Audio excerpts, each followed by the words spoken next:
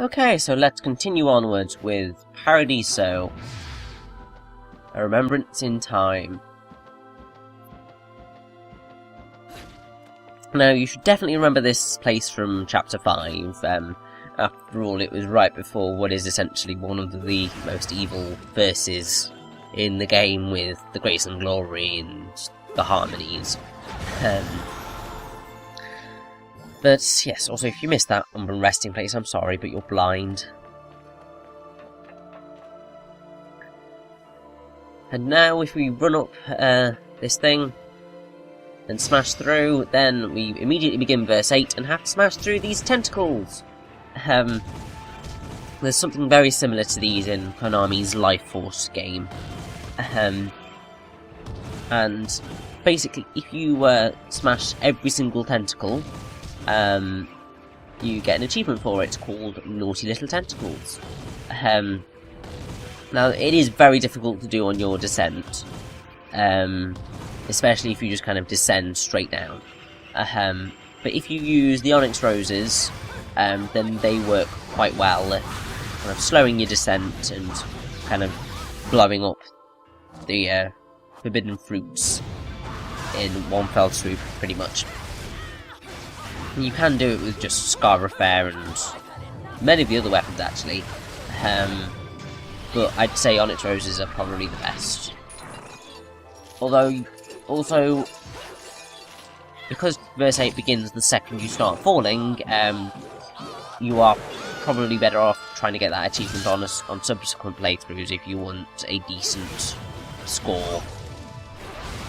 Because you will get a time penalty if you spend too long trying to sort that out.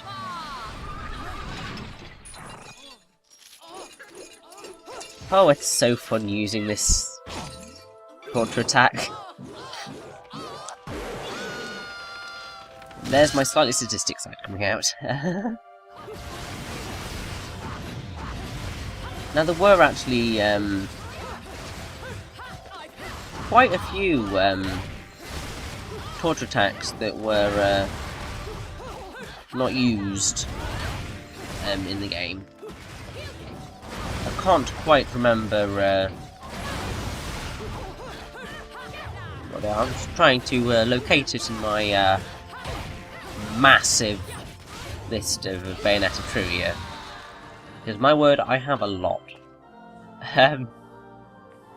Because throughout kind of post-game things, they have done so much kind of to discuss the game itself. You've got Kamiya-san's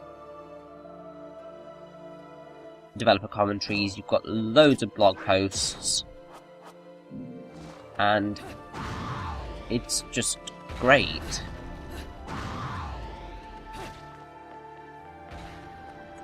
Now, I should also point out that over here we have a little hidden secret. If you kind of just jump over to here, then you can get an extra verse, which you definitely want to come over here, because it's also the location of the last record piece.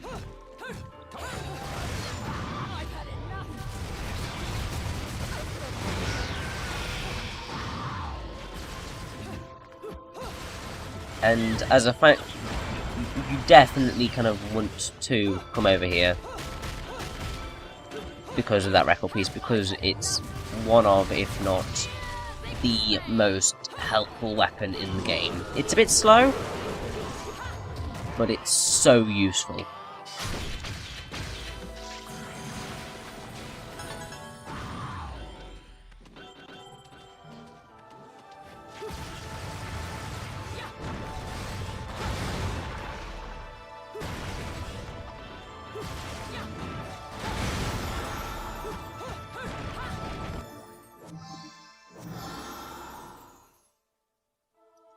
And because we have got that finally, we can, and because the Gates of Hell is so close by, we can actually go and get our weapon already!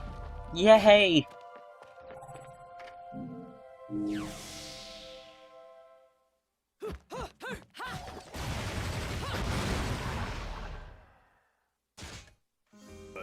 I love this weapon, it's great. Working me to the bone, but no need to pity me. I was bored anyways. Let me go whip some things into shape for you.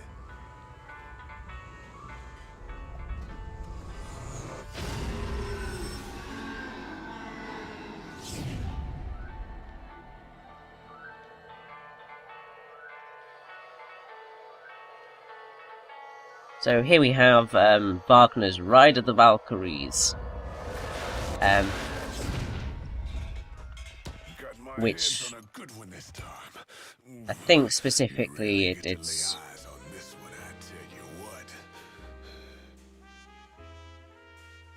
not quite sure why the LP was called Messiah, but there we go. Lieutenant Colonel Kilgore, or Lieutenant Colonel Kilgore, depending on how you want to pronounce it, is named after the colonel of the same name in Apocalypse Now, and its description does reference his uncouth methods that win his battles, which is quite awesome. Also, because we are popping into the gates of hell right now, I'm just gonna get everything that I can. Just buy Rodan out of house and home. Might as well, since I have the halos to do it. Now, as I was saying before with the cultural attacks, finally found them. Basically, kind of, well, the first one that was thought up was the Iron Maiden, which you've seen numerous times now. It was pretty much the easiest one to come up with, and they nailed it down quite fast. And it basically became the basis for all of the designs that came afterwards. The main part of the design is the face design, which was patterned off of real Iron Maidens used during the Middle Ages. But they gave it kind of a little extra organic movement for kicks, basically. Also, you have Guillotine, which is awesome, but simply using device-based attacks kind of ends up being a summon and done style of gameplay. But everyone on the team kind of came up with ideas that, when just hearing about them, are probably quite unpalatable for public consumption. There were things like, she's just going to keep kicking him in the ass, he'll get split in two, but really, really slowly, and Japanese rope bondage. Which is just like, whoa there. Basic colour scheme is always kind of gold inlays over black, and also, particularly on the Guillotine, you can see some of its previous spoils on the side.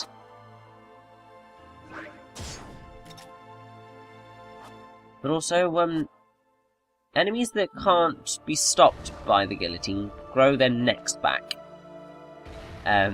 Which is quite random. You also have the Tombstone attack, and although plenty of ideas were drawn, they did end up going with kind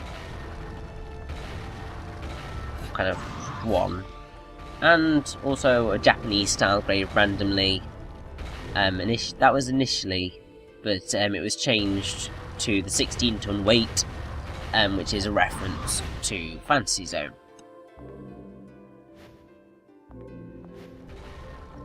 There were quite a few rejected torture attacks as well. There was a Stone Horse. Well, actually, no, the Stone Horse wasn't rejected, but it was turned into a wooden horse of some sort.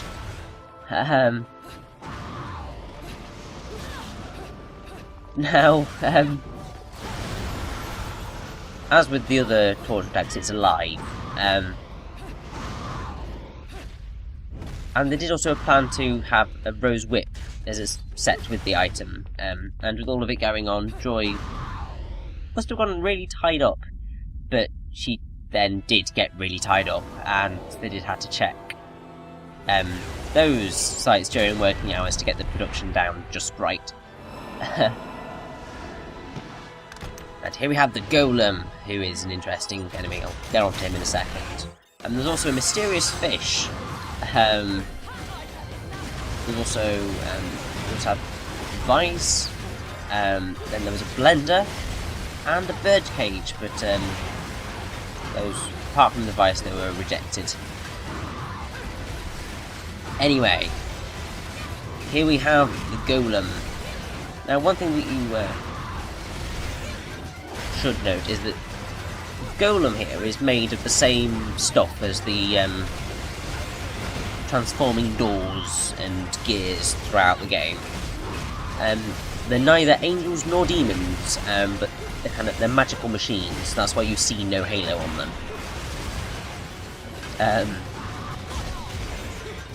And as you kind of keep attacking it, it will grow more golden until eventually it will split apart, allowing you to get some major damage on it, although you do need to make sure that you aren't nearby when it kind of does that.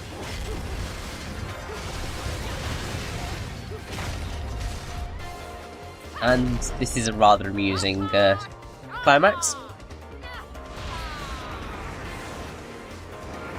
Okay, and there we have the full extent of the Hector Hair summon. So it's Afayara Napta, although I could have sworn it says Nefna. But essentially it's empty and highest two-edged sword, although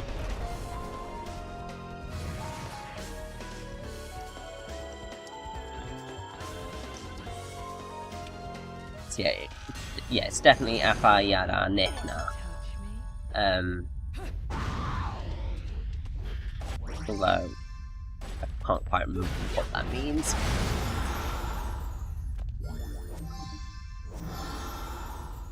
Either way, that's the summon for Hector. That's the full summon for Hector Hair. It's kind of odd that didn't have that for Temperantia, but oh well. Now, if you run all the way back to the start, to as far as you can go back, there's an Alpine. There's literally no way that you could really know that this is there. Other than beating the chapter, realising, oh, there's a verse after the Golem, and going back. But yeah. Also with the Golem, the animation was done by Eijiro-san, who also did the animation for Tutudo and Yami in Okami, so he likes animating bull-type enemies, it seems.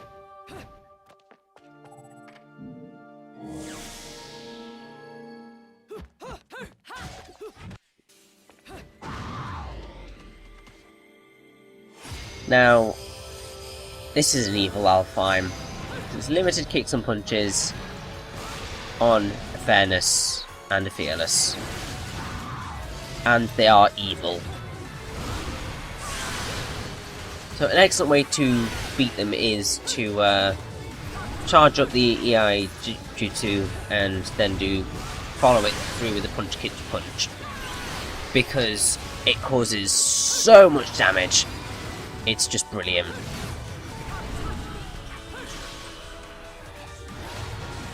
And to be perfectly honest, that's about the only way that I was going to get through this this verse. It's a very difficult Alpine, to be honest.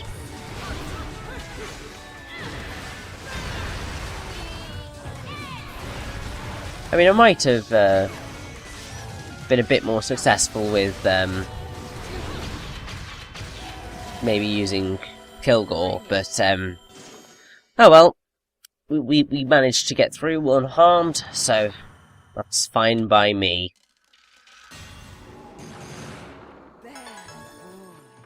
And also I got a pure platinum, so I think I did something right.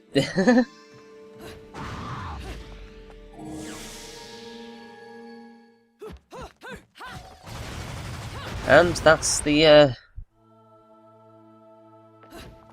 chapter done, essentially. all we need to do is just run on all the way back, and we will be done and able to move on. It is just a bit of a trek though, which is rather annoying that they did put this Alfheim so far back.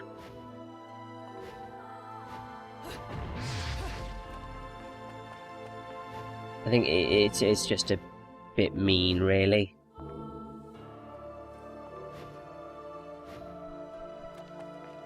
I should also point out, if you get hit by Golem when it's doing its smashy stuff, there's a cute little animation where Bayonetta gets squished, well, flattened, and then kind of pops back out, which is quite cool.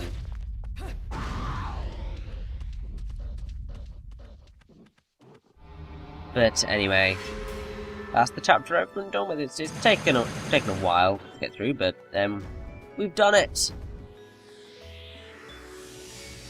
I should have been a pole dancer.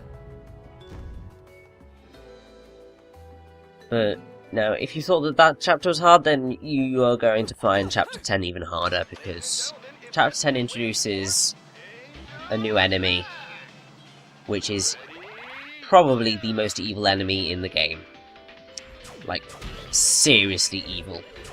You have no idea.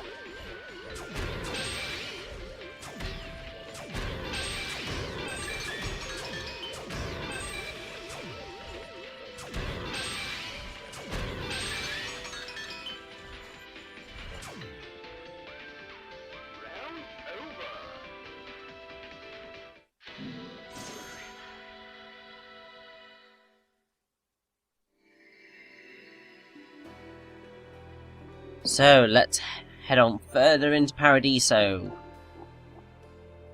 Chapter 10. Paradiso, A Sea of Stars.